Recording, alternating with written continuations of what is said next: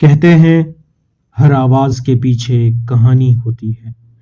आज की कहानी उस आवाज की है जो रात के सन्नाटे में सिर्फ और सिर्फ आपको सुनाई देगी। ठाकुर बाड़ी का भूत, बिहार की हकीकत। बिहार एक ज़मीन जो इतिहास, संस्कृति और परंपराओं से भरी हुई है, लेकिन इन शांत गांवों और पुराने बिल्डिंग्स के बीच कुछ ऐसी कहानियां छुपी हैं जो रातों की नींद उड़ा देती हैं। आज हम सुनेंगे ठाकुर बाड़ी के भूत की एक ऐसी कहानी जो पीढ़ियों से चली आ रही है और जो बिहार की मिट्टी में ही बसी है। तैयार हो जाइए एक डरावने सफ़र के लिए जो आपके होश उड़ा देगी। ठाकुर बाड़ी एक पुरानी हवेली जो कभी ठाकुर परिवार का गर्व थी। बिहार के एक दूर दराज गांव के बीच में खड़ी है। कहते हैं यह हवेली शरापित है, एक ऐसी जगह जहां बीते कल की आत्माएं अब भी भटकती हैं। गांव वाले इसे सूरज ढलने के बाद छोड़ देते हैं, धीरे धीरे कहानियां बताते हुए कि इसके अंदर किस तरह का डर छुपा हुआ है। हमारी कहानी शुरू होती है एक नौजवान लड़के अर्जुन से, जो परिवार का वंशज है। सालों पहले शहर शिफ्ट हो गया था, लेकिन अब अपने पुरखों की ज़मीन वापस आया था, इसे दोबारा सजाने के इरादे से। लेकिन वो ये नहीं जानता था कि यहाँ उसका इंतज़ार एक डरावना इतिहास कर रहा है। अर्जुन बड़े अरमान लेकर ठाकुर बाड़ी आया था। गांव वालों ने उसे डराने की कोशिश की, लेकिन उसने उनकी बातों को मानी हुई बात समझकर नज़रअंदाज कर दिया।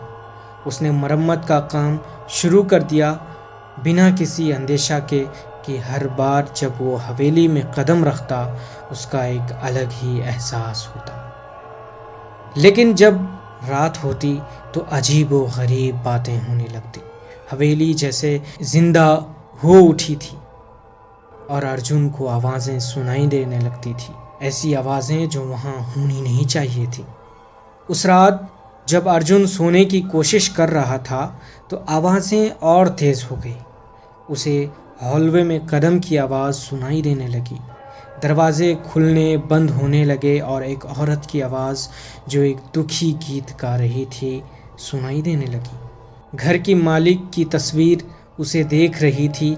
ऐसा लगा जैसे उसकी नज़रें उसके हर हरकत पर थी।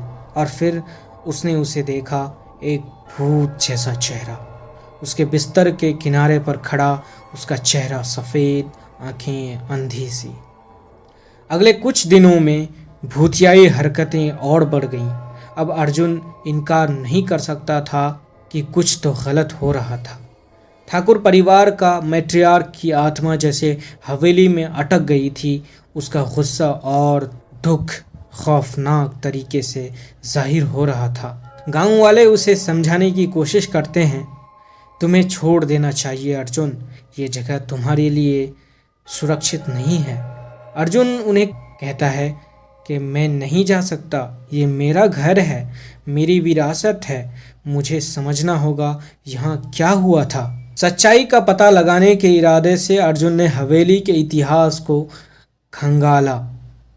अपने पुरखों की दुखद कहानी को जानने के लिए बहुत ही उत्सुक था वो।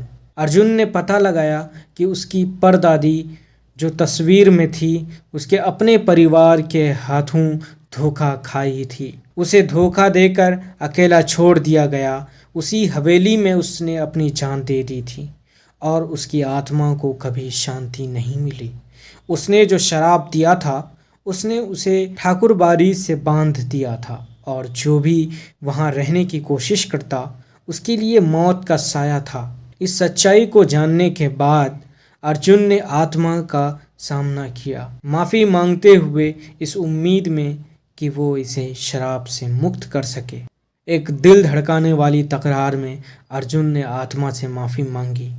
उसके लिए वो अंतिम संस्कार करने का वादा किया जो कभी नहीं किया गया था।